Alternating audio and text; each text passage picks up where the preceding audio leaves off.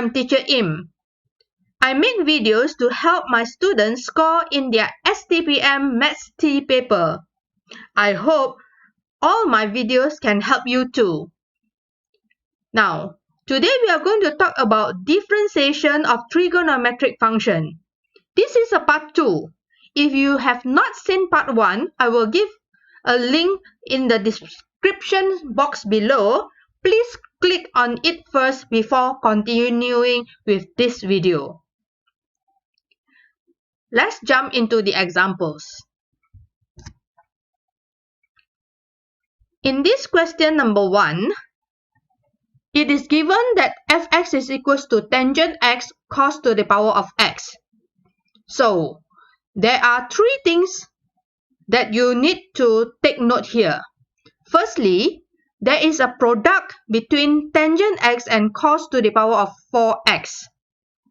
Then, we need to apply the formula for tangent x for the differentiation. Then, of course, the formula for cos x to solve this question. I will first apply the product rule. So, I'm going to use u equals to tangent x and v equals to cos to the power of 4x. I'm going to differentiate tangent x by using this formula. So, du over dx is going to transform to secant squared x. The next thing that I'm going to do here is I'm going to solve this cos to the power of 4x. So, the 4 is going to come down because we are going to do this as if we are doing composite function. So, cos to the power from the power will come down. Copy whatever inside here as cos x. Index minus 1. It will become 3. Of course, from the previous lesson, I told you before that cos to the power of 3 can be written in the center here as so. Okay? So, differentiate cos x, I will get negative sine x. That's what I get behind here. Now, after I've already settled the uv, I'm going to put it into the product rule. So, I'm going to copy u, which is tangent x, differentiate v, which is negative 4 cos to the power of 3x sine x. Then, I'm going to copy v, which is cos to the power of 4x, and differentiate du, which is secant squared x. I'm going to copy everything down. Once that is done, I'm going to try to move the equation so that the negative does not stay in front. So for this case, you have a look at this negative. So I'm going to pull it behind. Once that is done, I factorize cos to the power of 3x out. So for this case, I got cos to the power of 4x. So 1 cos to the power of 3, pull out. So I only remain cos x here. Secant squared x, I copied. And then for this side, it will be minus 4 tangent x sine x. Cos power of 3x gone out.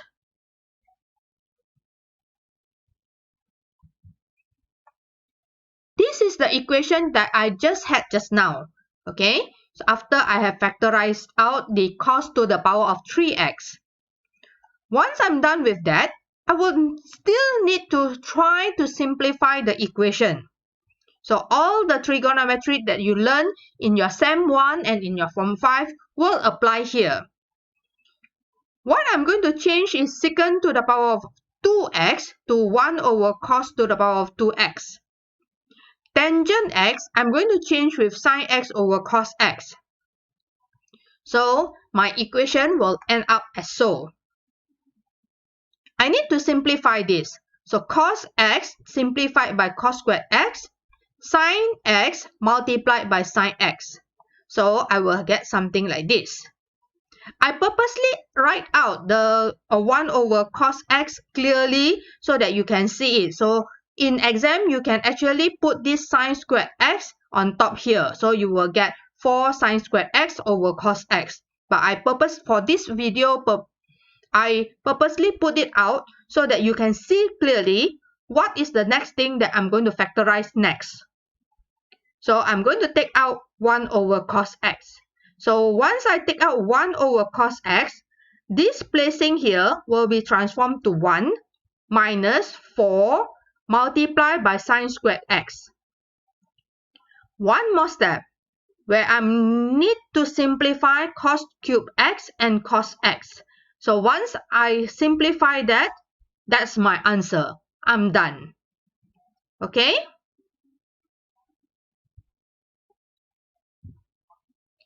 Now let's look at question 2.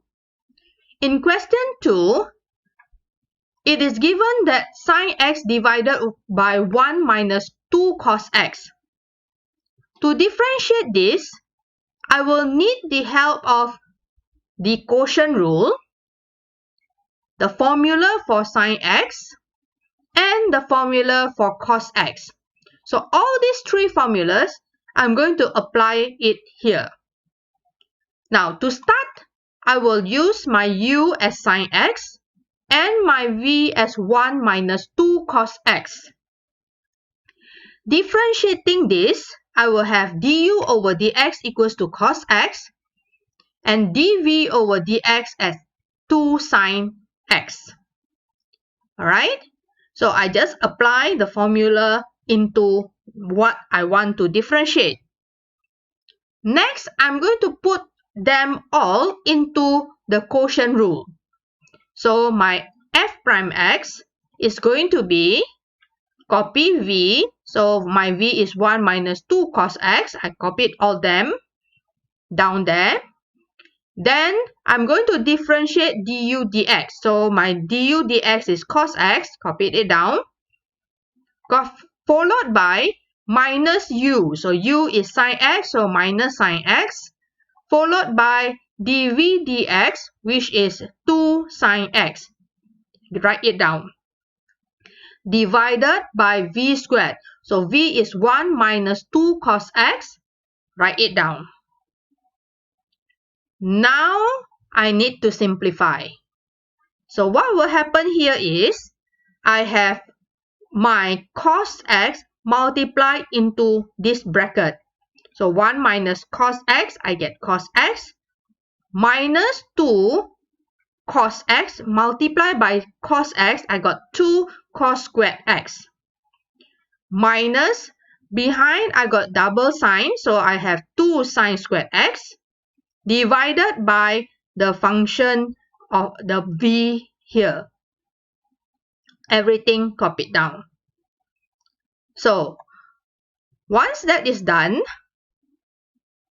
this is from previous, I will open up the bracket and I notice negative 2 and negative 2 can be factorized out. Then I'm going to apply the identity trigonometry formula. I'm sure you remember that cos squared x plus sine squared x equals to 1. So, what I'm going to do is, I'm going to change all this into 1. So, my final answer is here. So, I will copy everything down, including the negative 2 multiplied by 1 as negative 2. I'm done. Super easy, right? Differentiation of trigonometry is not so hard after all. Let's look at the next question. I have y equals to cos, and inside the cos there is another function which is sine square root of x. I'm going to differentiate this. But before I do so, I need to know what are the formulas that I can use. Firstly, I will need to have the cos fx formula, and after I differentiate, I will get negative sine fx, and I'm going to take the fx given and differentiate it again and put it at the side. So, and differentiating sine square root of x, I will get cos fx with the differentiation of fx put at the side. with this, I can continue. So when I differentiate dy dx, differentiating cos, I will get negative sine fx. So I will copy down negative sine, and then all this inside the brackets will be my fx. Next thing is I'm going to differentiate my sine square root of x. That will give me cos fx. So differentiating sine, I will get cos. Of course, the function is square root of x. I copied it down. You can straight away differentiate it if you want, but just for teaching purpose, I put here differentiate this function. Now, after you differentiate x to the power of 1 over 2, you will get 1 over 2 x to the power of negative 1 over 2. Once that is done, I need to be careful, okay? Never simplify both of these, because this is a function different from cos square root of x. So to be careful, straight bring this to the front. Okay, so I copied all this with 1 over 2 square root of x right in front. Sine with the function sine square root of x inside here, and cos square root of x outside here. Okay? I hope you are following. Let's look at the next question. Now, in this question, I have an exponent combined with sine x. So, let's list out the formulas first. First thing, there is a product rule here, where you have exponent x multiplied with sine x. Next, I'm going to need the exponent differentiation of exponent formula. So, differentiating exponent x, I do get exponent x. And lastly, I need the sine x formula, where differentiating sine x, I will get cos x. Let's put them together. I'm not going to do u and v separately this time, because exponent is kind of a simple equation. So I'm going to combine them. So my u is exponent x. Differentiating v, I get sine x from differentiating sine x, I will get cos x from the formula. Copying v, I will have sine x. Differentiating exponent x, I will get exponent x. Now, the only thing that I can factorize out here is exponent x. So I will put exponent x out, and that's my answer. Nothing much can be done for this one.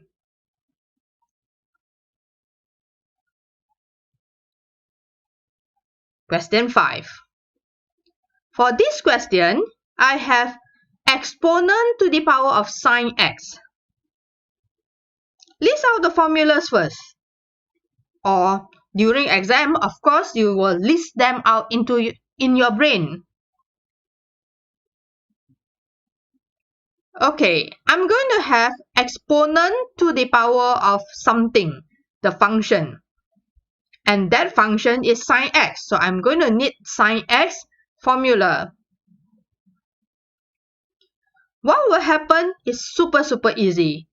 Differentiating exponent to the power of anything, I get back exponent. So exponent power of sine x. Differentiating the function, I will put at the side. So for this case, the function is sine x. So after differentiating sine x, I get cos x.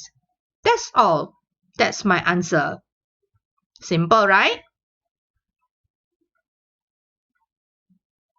What if they give you a ln? So for this case, I have ln, and the function inside the ln is tangent to x. By the way, if you have not seen my differentiation of exponent and ln, differentiation of logarithmic function video. I will link them in the description box below. Please do check them out. Now what you have here is the ln formula, where when you differentiate ln fx, you will get 1 over fx, and differentiating the x put at the side. Then you have the tangent 2x. Differentiating tangent fx, you will get secant squared fx. Differentiating the fx put at the side. Now what will happen here? Differentiating ln tangent to x, I will have 1 over the function. So I have 1 over tangent to x. Then differentiating tangent to x, I will get secant squared fx. So I have secant squared 2x. Differentiating my fx, which is 2x here, I get 2. So now my next thing that I'm going to think will be tangent 2x, where tangent x is equals to sine x over cos x. Secant squared 2x, secant squared x is equals to 1 over cos squared x. I need to simplify this using these two formulas. So I'm going to change my tangent 2x to sine over cos, but because it is at the denominator, I will just bring it up. So cos 2x over sine 2x. Secant squared 2x is going to be 1 over cos squared x. So it will be 1 over cos squared 2x. Now it's time to simplify. So it will end up something like this. I can put them together and try to simplify it further. Can you? Of course you can. Now once I combine that, I have to think of trigonometric formulas which I can use to simplify this part. Let's check this out. You learned before, sine 2a is equals to 2 sine a cos a. I'm going to adjust this formula to form something that I can simplify this function with. So, all I have here is 2x. So, I'm going to change this to 2 sine 2x. So, this will become 2x. This become 2x. Then, 2 multiplied by a, so 2 multiplied by 2x, I will get 4x here. What I need is just sine 2x cos 2x. So what I need to do now is to bring this 2 over. Become 1 over 2 sine 2 multiplied by 4x, sine 4x, sorry. So I'm going to adjust that into my equation. 2 over 1 over 2 sine 4x. I need to simplify this again. As you know, 1 over sine is equals to cosecant x. So if I have 4 over sine 4x, that will transform to 4 cosecant 4x. I'm done. Easy, right? Of course, to do all this trigonometric function, you need to really remember what you have learned from your Sem 1. So if you have not memorized all those formulas there, I suggest you go and memorize them, because it's not given in the Sem 2 STPM or exam paper. So please do so. Okay, if you like this video, please consider subscribing. Press the bell button below so that you will be notified whenever I have a new video. Like it, comment on it, and I will see you in my next video, derivative of inverse trigonometric function. Goodbye. Miska, muska, Mickey. Miska, muska.